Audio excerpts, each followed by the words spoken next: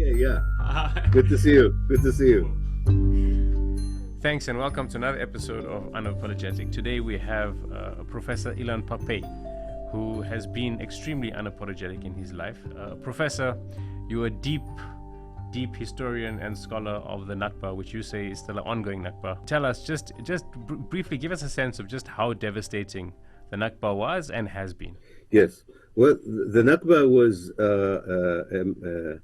really one of the worst crime against humanity that happened after the Second World War, and one which was particularly horrific also because it was denied, not only because of what happened. Within 9 months, in the year of 1948, the pre-Israel forces, the Zionist forces, and later the Israeli army, expelled half of Palestine's population, more than 750,000 people, destroyed half of Palestine's villages, 500 villages out of 1,000, and demolished most of the Palestinian neighborhoods and towns in historical Palestine. So, in terms of relative numbers, expulsion of a half of population of a whole country didn't happen anywhere else.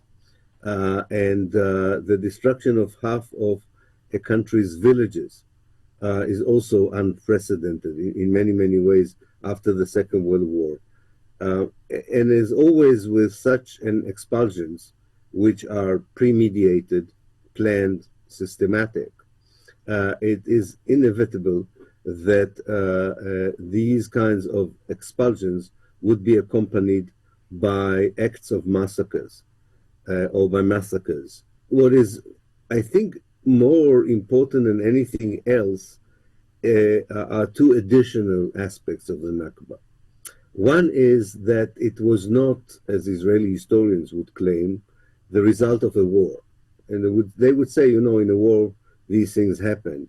And then also, as you know, Israeli historians blame the Arab leaders and the Palestinian leaders for encouraging the population to leave, which is a lie, a fabrication of history. So that's one aspect that I think adds to our understanding how horrific this was, that it was all planned and part of an ideology. And secondly, which people should be aware of, that the Nakba is also the immediate method used by Israel to erase any presence of Palestine or the Palestinians after the occupation of villages or the expulsion of people.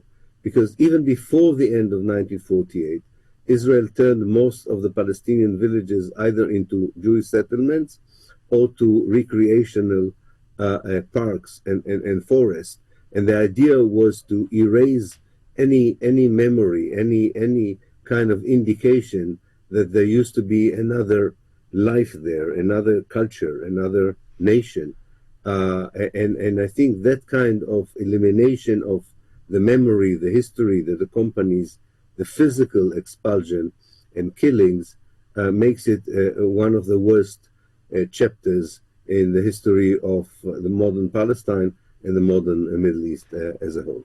Thanks, Professor. I just want to come back. You said two things. You said the one is there's a fabricated lie. You said there's two fabricated lies. The one is that people who are pro-Israel or pro-Zionist narrative say that the Palestinian leaders asked the people to leave, and the second, that this wasn't a war. Tell us more about that. Tell us more about, I'm sure anyone who's familiar with this hear the very often Zionist narrative that, they were this army fighting against 5 or 6 different Arab armies who were all, already were also in the throngs of becoming independent states. Tell us why that's a fabricated lie. Yeah. Well, first of all, let's start with the Israeli claim that Arab leaders of neighboring Arab states and leaders of the Palestinian community called upon the population to leave. Any one of us who is a professional historian and went to examine this claim, and it's quite easy to examine it for a period like 1948 when there's no internet, there is no television, there's only one method in which you can try to persuade people to leave, and this is through the radio. And everything in the radio in those days in Palestine was monitored by the BBC. And the BBC has an archive in Reading. And everything that went in the air was recorded there.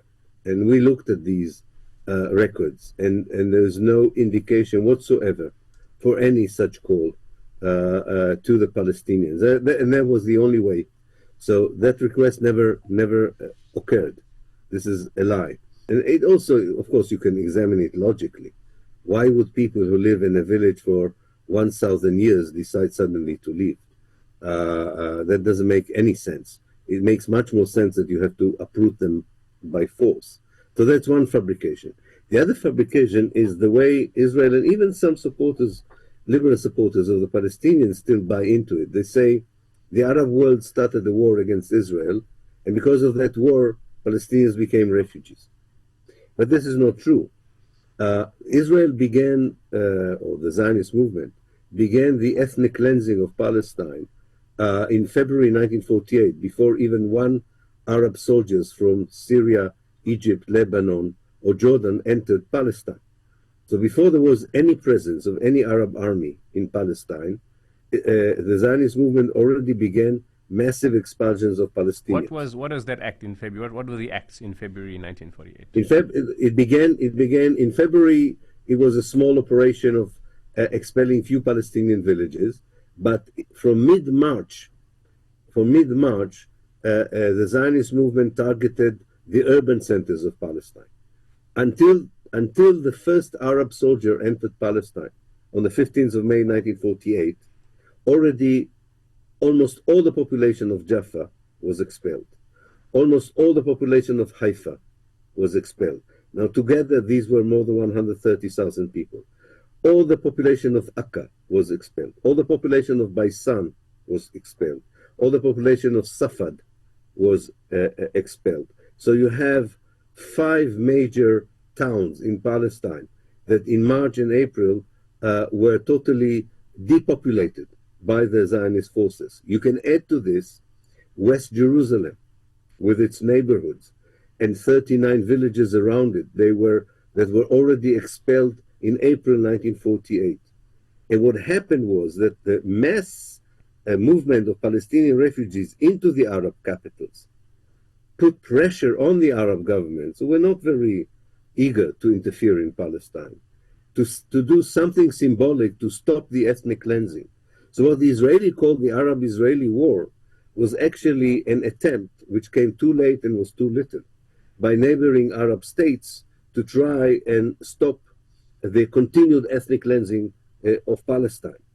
I think a particular event that really shook the Arab public opinion was the massacre in Deir Yassin on the 9th of April 1948. So the news of the massacre, the news and the hundreds of thousands of refugees already coming to Amman, Cairo, Damascus, southern Lebanon, and so on, that what triggered an all-Arab reaction. And as I said, that reaction was not very powerful and came very late. And to this, of course, we can add, and we might talk about it, Israel also had a tacit agreement with Jordan, which meant that the only Arab army that really mattered in terms of experience and equipment, the Jordanian Arab Legion, was very neutralized because of that political agreement and did not put its share into the all-Arab effort to save the Palestinians, which led to the fall of Lid and Ramle as well. So another 2 Palestinian towns that were fully depopulated during the Nakba. Currently, what's going on in Gaza?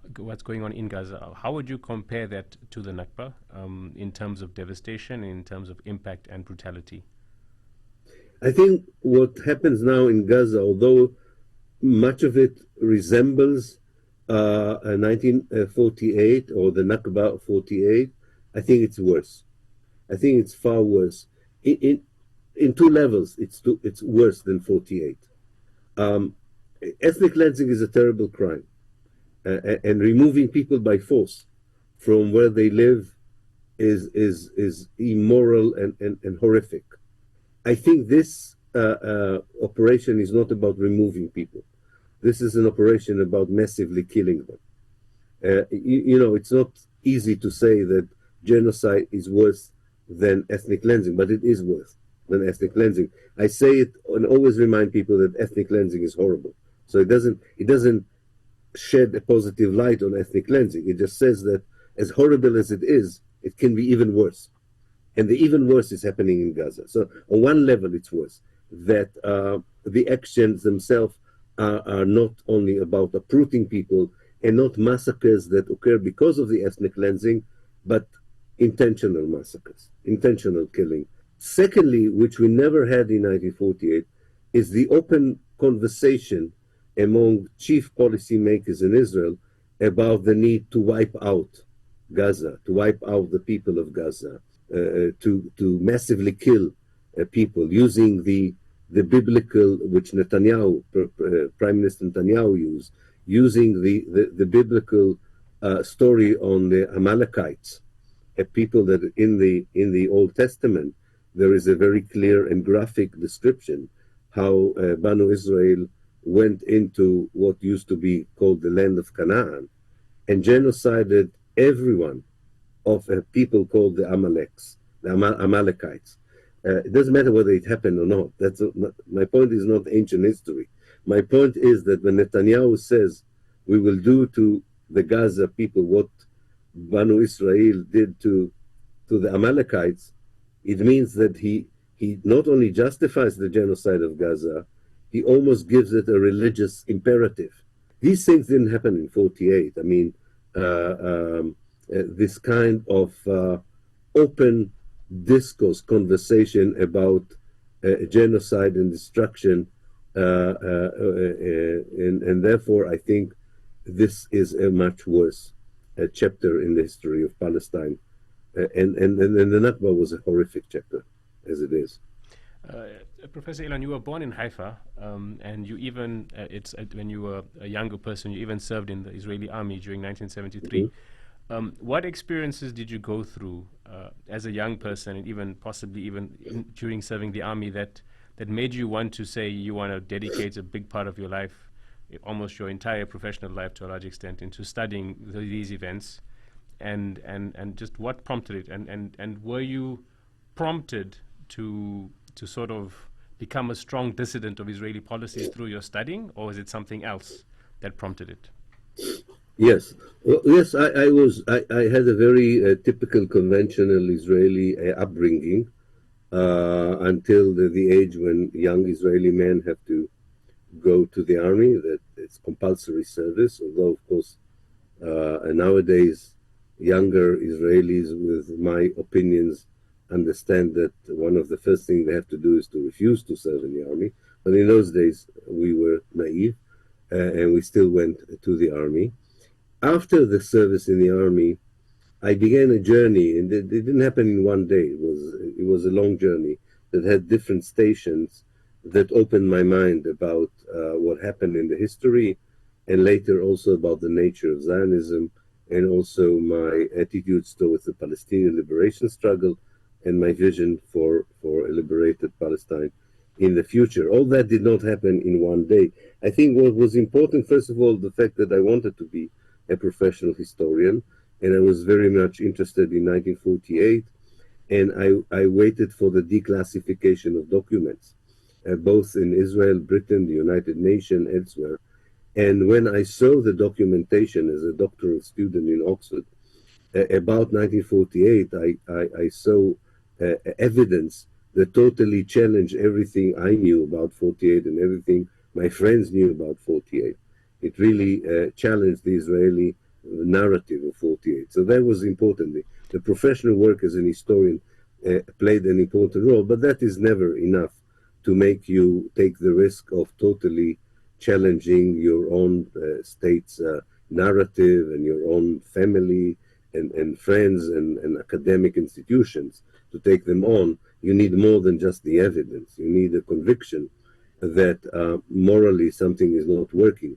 And I could do that because I spent my doctoral years outside of Israel. And I had a great supervisor, the late Albert Hourani, who introduced me to Palestinians, and I met them on equal footing, which I couldn't do in Israel.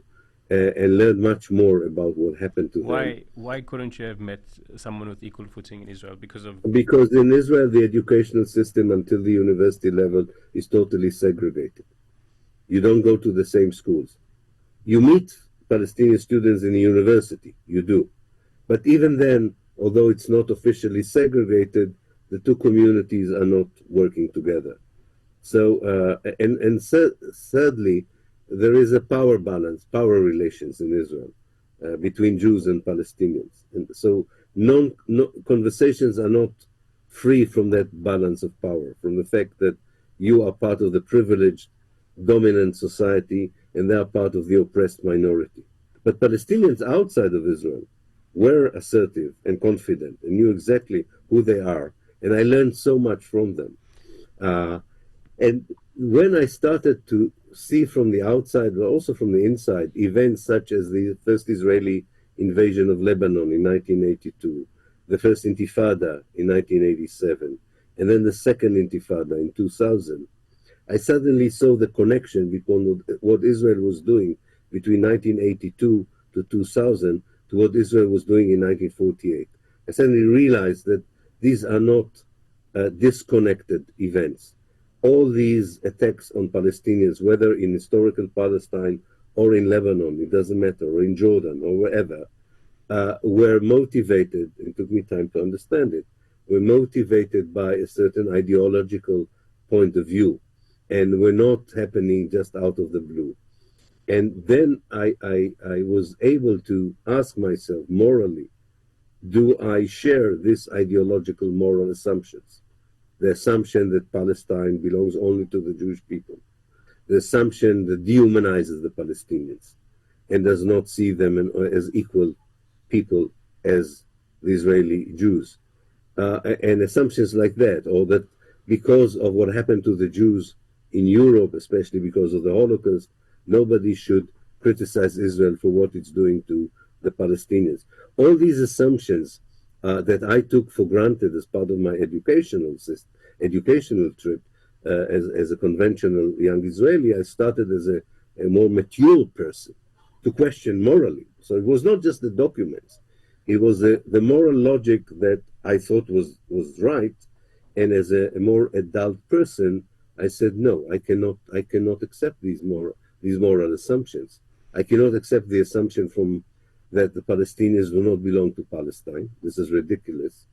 I cannot accept the assumption that because the Jews lived in Palestine 2,000 years ago, they have the right to Palestine. I cannot accept the assumption that Palestinians should live as unequal or shouldn't have the same equality in terms of rights wherever they are in historical Palestine.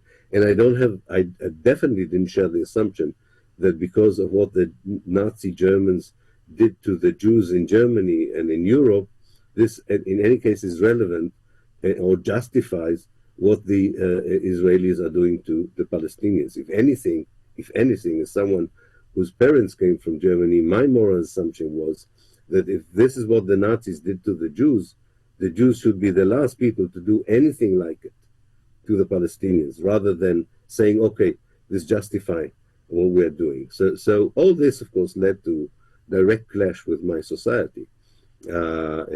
People don't like you for saying it. You are treated as a traitor.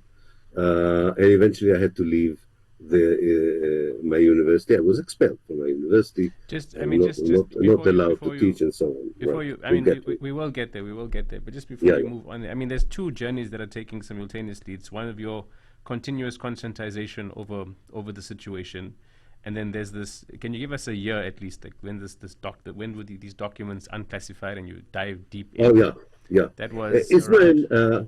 Right. Israel and Britain use the same law of declassification, or used to. Now Israel changed the laws, but at the time, Israel was following the British law. And the law was such that you open documents after 30 years. So in 1978, both Britain and Israel released documents about 1948. And were you anticipating these? Sorry to interrupt you. Were you anticipating these documents as a historian exclusively, or were you certain that you're going to find things in there that is going to be, quite, will turn your perceptions or many people's perceptions upside down? Were you just looking Oh, at no, this no. as I came tabula rasa. I came very clean to these documents. I had no target before. I had no idea what I. You have to so purely understand, as historical? Purely, there's you documents know, coming out. I want to study this as a scholar. yeah, which is very natural. As PhD students, you have to say something nobody said before you. And one of the best way to assure it, you see documents that nobody saw before you. That assures that you have new material. So I thought, yes, I didn't at all expect to find in the documents anything that would challenge my understanding of 48 or of Zionism or Israel and Palestine altogether. No, I was quite surprised. And if you examine my work, you can see that my early books are a bit more cautious because I'm not entirely sure I want to go that way. So I'm using a more careful language when I describe the Israeli actions. And it's only when I felt confident morally I wrote the book, The Ethnic Cleansing, in 2006. But until 2006, my work already had elements of that, of talking about the fact that Israel committed ethnic cleansing not only in 48, but continued after 48 and so on. But it took me time to feel that the documents are really challenging fundamentally everything I believed in or I was Okay. educated upon. So now So yeah, bring us back to you getting expelled from the university, from Haifa University. You said, right? that's right. Yeah, yeah. So what year It was actually that, started. and what led to that? Yeah.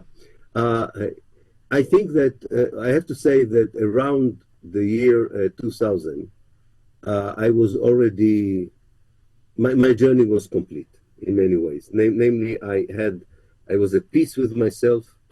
I was very sure about my moral position towards Zionism, towards the Palestinian liberation movement. I already had great friendships with Palestinians, from the PLO chairman to many others whom I met. And I was already, kind of the end product of someone who was born in Israel, was a Jew, but was definitely strongly an anti-Zionist Jew, with all the implication of that. And that was a challenge to my university already in 2000, because I made it very clear. I didn't hide it. In fact, I didn't want to hide it. I wanted to persuade other Israelis to go in the same way. I didn't treat it as my own, idea. And the university did not know how to deal with it. And then came various, they began to prepare a big file on me. So all kinds of things I did eventually, they thought were enough to expel me. For example, I was one of the first person who was asked, would you support an academic boycott on Israel if Israel continues to disrespect international law? And I said yes. So And that this was was, a good I'm enough assuming reason. this was in the 90s, considering the fight was Yeah, in the in 90s. okay. And then came the Tantura case where a former student, well, who wasn't even a student Yes. of mine, but someone I protected because he exposed in a master's degree the massacre in Tantura, which didn't even appear in Palestinian sources, although in oral history it was mentioned, but not in the work of written work of Palestinian historians like Walid Khalidi didn't mention that massacre. Well, it was very clear that he found the evidence for that massacre. And he was persecuted by the university and harassed by the university, and a lot of pressure was put on him to change the conclusion of his dissertation. And when he didn't agree, they disqualified him. And I took the lead in protecting him, which was another reason to question my loyalty to the Israeli academia and so on. They forced me to leave, and I went to teach in England in 2006. What was life like for you in the 80s and 90s, as you obviously publishing every now and then? You are most likely upsetting or rubbing against your society because of what you're publishing, what you're stating. Just what's life like in a very sort of light-hearted way, and then also on the more serious way? Like, I mean, you Yeah. mentioned that you had made friendships by then with the PLO chairman. I'm guessing you made other friendships with other dissidents, with journalists, professors, but you're still a minority. So what's life on the Mhm. daily? Like, what do you do on the Yeah. weekends? But also, Yeah. just what's that more deep sort of struggle and grappling with Yeah. yourself during that Yeah. period like?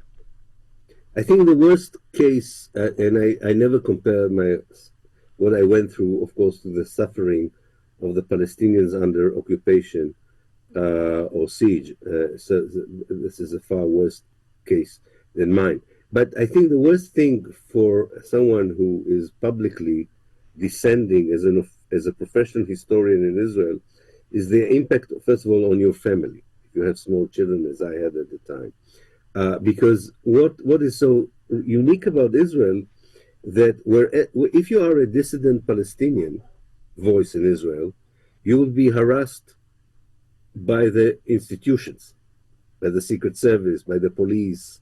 You know, these will be your tormentors. If you're an Israeli Jew who is descending, it is a society that would do it. It would be your neighbors. It would be your university.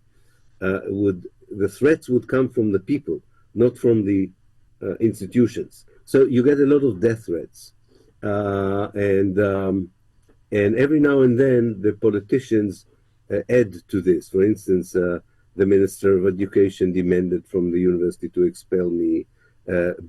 Famous broadcaster said people like me don't have the right to live, and that, of course, immediately impacts people. Luckily, nothing terrible physically happened to me, and I'm very fortunate in that. But it was not that far from that, and so life was difficult, especially if you have a family. I think individually you can always take it. In fact, it strengthens you. It makes you even more more convinced that you are right. If they are so, if they have no, they didn't have any counter arguments. They wanted to silence you. I mean, it was much more difficult for me if they had proper counter argument. If they really debated me, probably it would have been more difficult. But I understood that if they don't want to debate me, if they just want to silence me, it means that they don't have a counter argument, which means that probably my argument is right, but they don't like it. I mean, they don't like the message, and therefore they don't like the messenger. There were some light, of course, things like that. I mean, people were sending horrible things that they did in the toilet in a mail to us at home, and we never opened these envelopes, and we didn't understand why the house was stinking for so many days until we understood that people went to this level of show. I have to say that uh, I was disappointed by the fact that so very few members of the Israeli academia stood by me. That was my biggest surprise. I thought that And I didn't even ask them to share my views, but just but do you mean from if a point of they view of academic freedom, or do you mean it from a point yeah, of view yeah, of from point of academic freedom, okay, but say you cannot expel someone because you don't like the history that he's writing. That's ridiculous. You don't do it in a country that pretends to be a democracy or an academia that's supposed.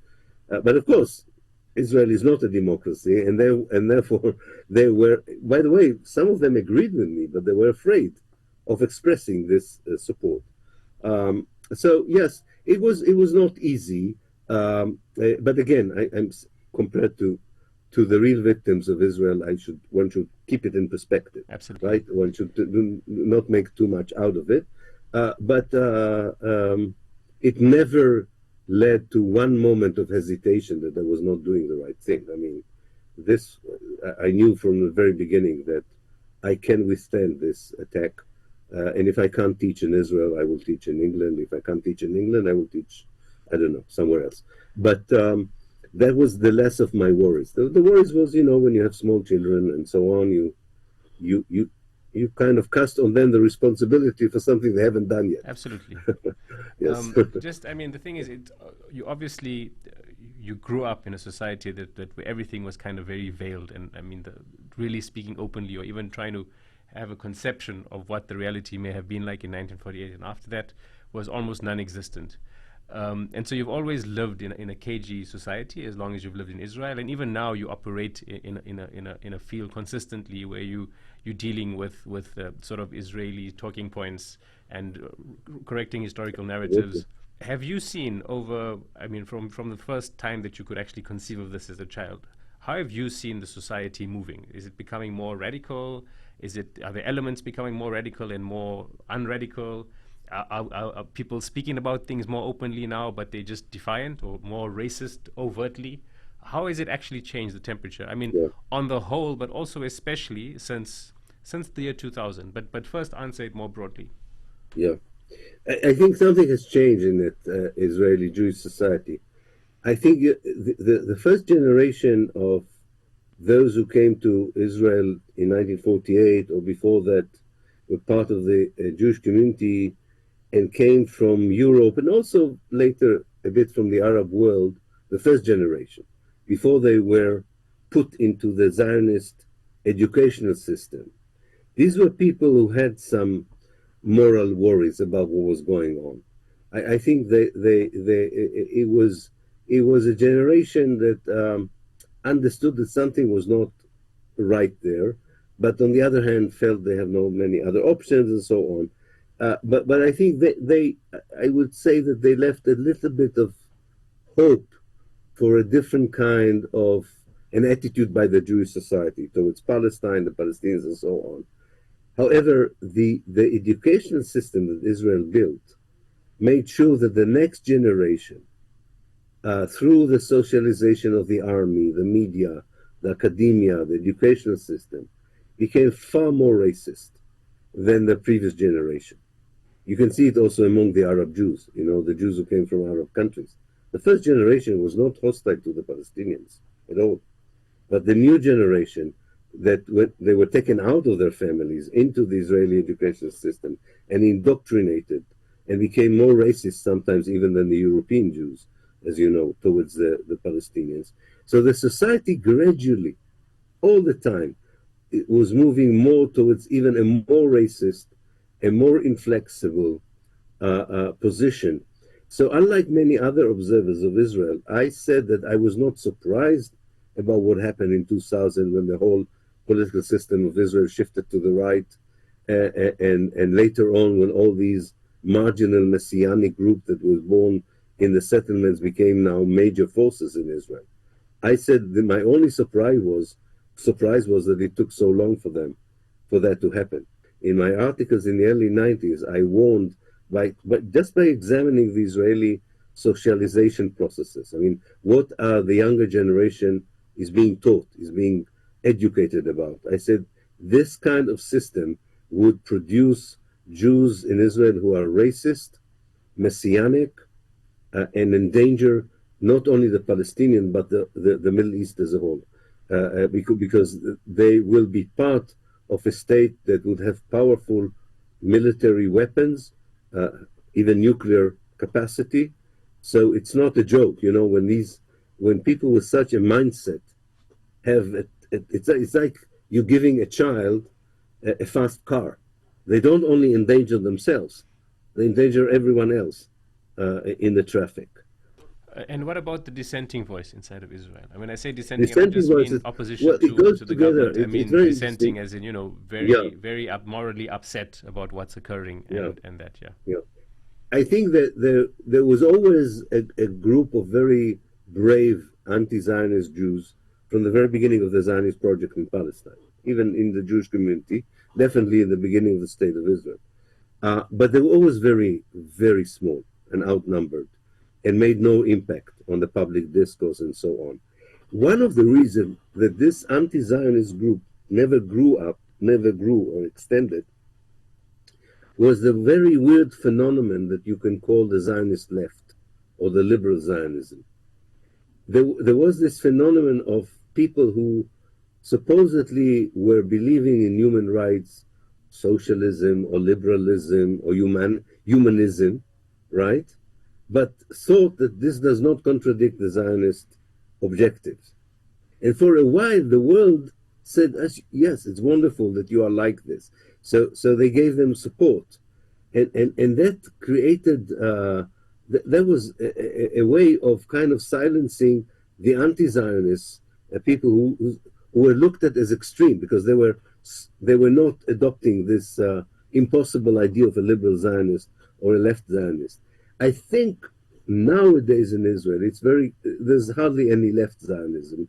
I think people in Israel realize that you cannot be a liberal occupier, a socialist, ethnic cleanser, and so on. It doesn't work. Uh, I think in the Israeli civil society, among the young generation, there is the beginning of a new wave of dissenting voices who refuse to go to the army, who are willing to think of a different vision for the future.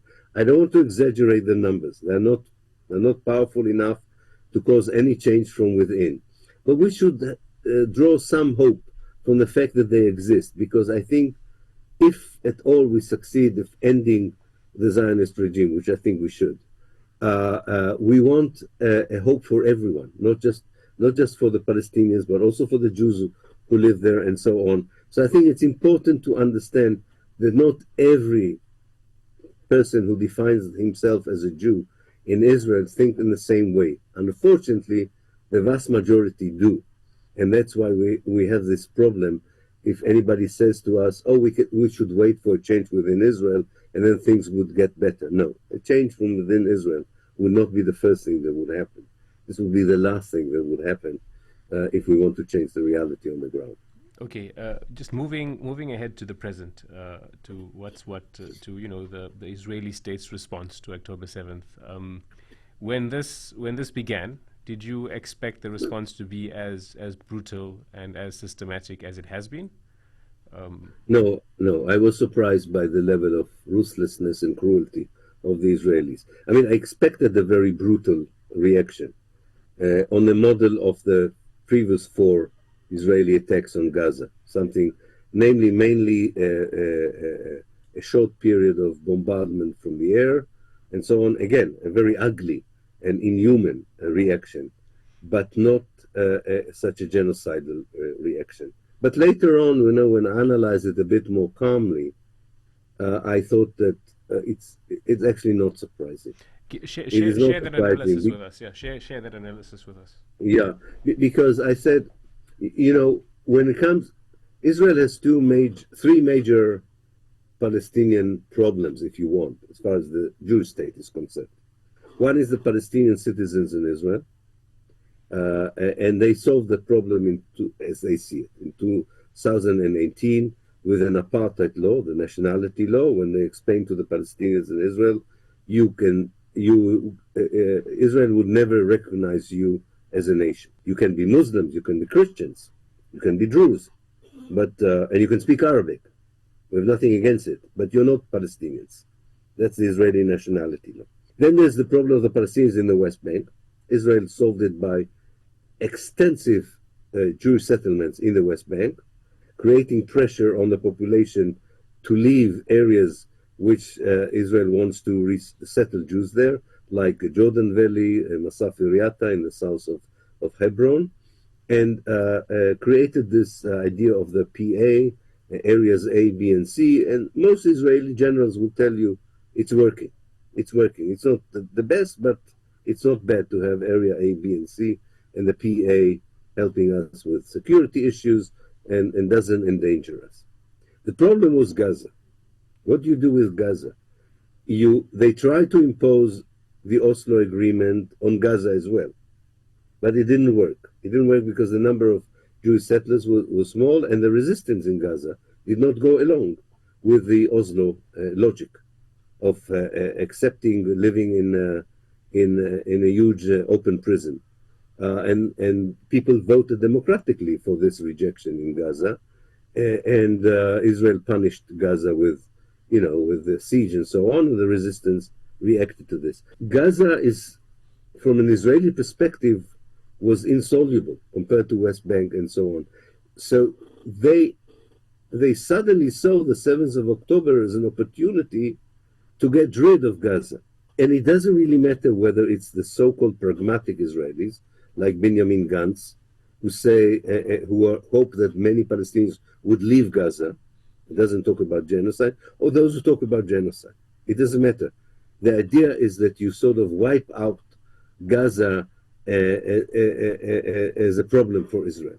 And in order to achieve that, you can only achieve it on the level of ruthlessness, cruelty, and dehumanization, like we have seen since the 7th of October until today. What do you think happens now? I mean, it seems like the international community outside of the UK and the US have actually been strongly against this war. I mean, there's been a few exceptions in Europe as well. Over the last sort of 2 to 3 weeks, it seems like the language of the UK and the US is changing slightly. It's still nothing substantive.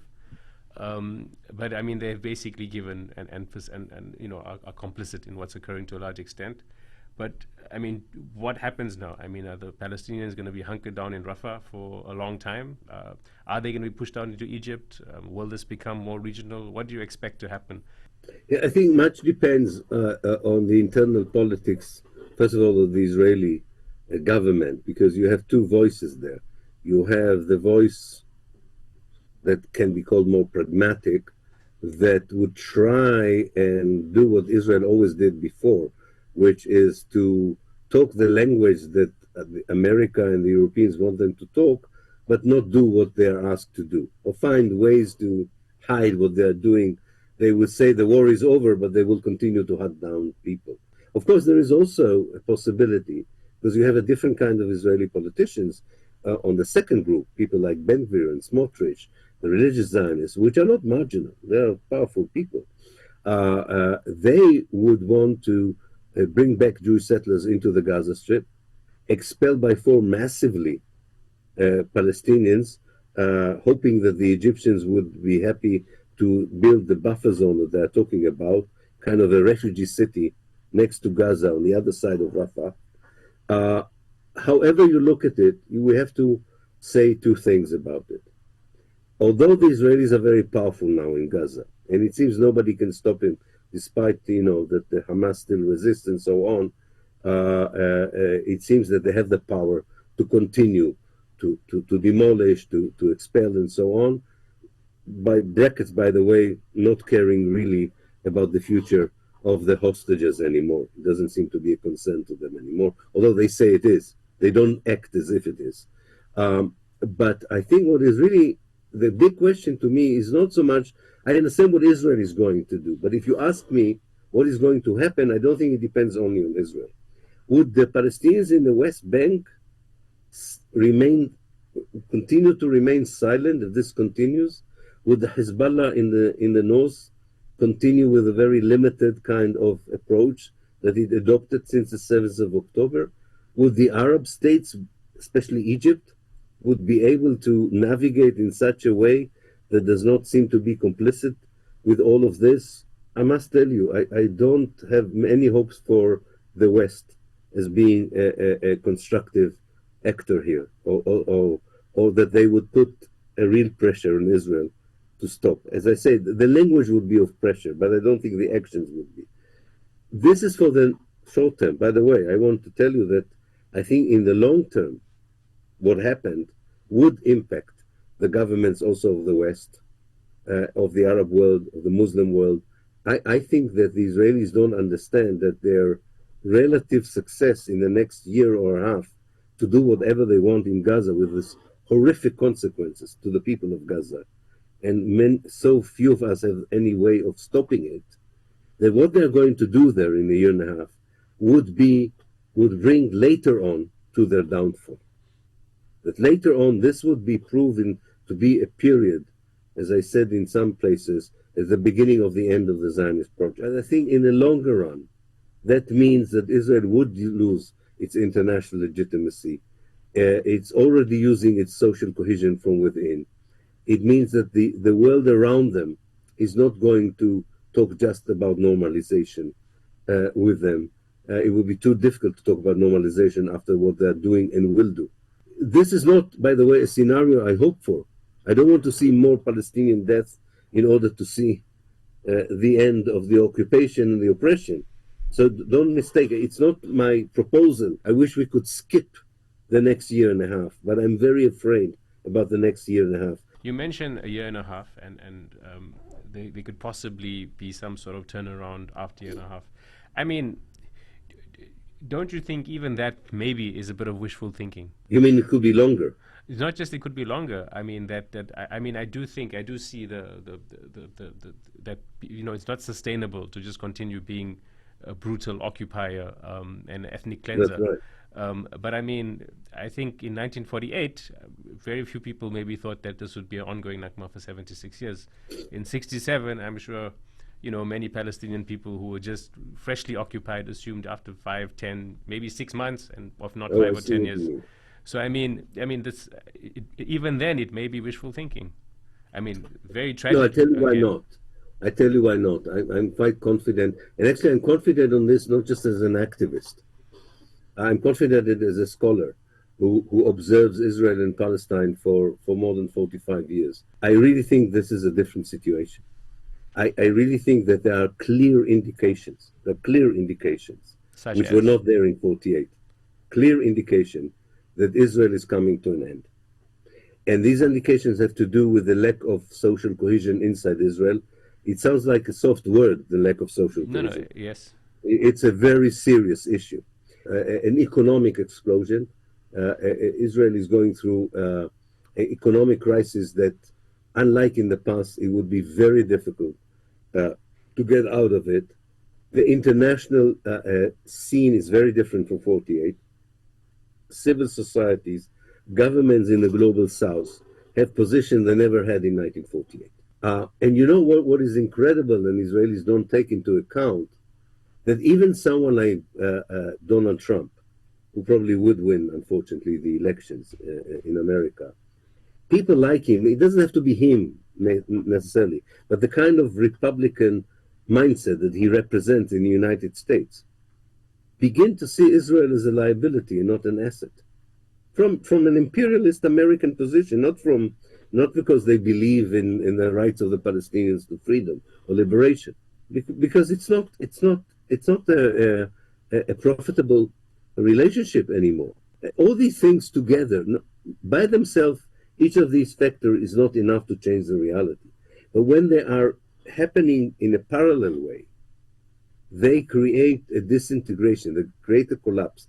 By the way, a collapse of a state or of a project like Zionism can also be a very bad thing, not always a good thing, because it depends very much what would replace it.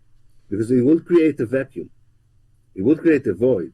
And the question is, are the Palestinian National Movement, for instance, ready to? Would you say that today the Palestinian National Movement is ready for taking over Palestine? I would say no. I would say no. It's disunited. It doesn't have a proper organization. It needs to, and I don't blame them.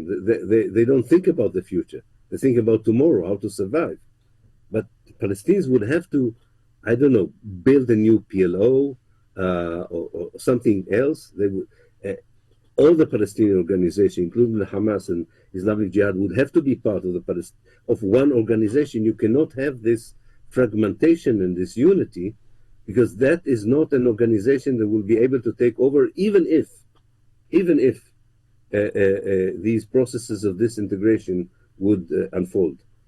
So there's a lot of work for everyone, but it's not easy to convince people to be involved in this, because now the feeling is the only thing which, and rightly so in a way, the only thing important now is to stop the genocide.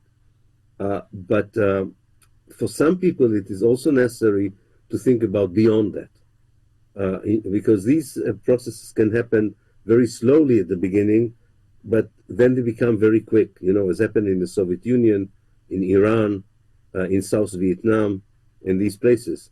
Suddenly, it collapses. So I think that is also, it's an optimistic vision in the sense that it offers a scenario of a liberated Palestine equal for everyone in it, but it's also a worrying one, because it could be a chaos that continues for a very long time.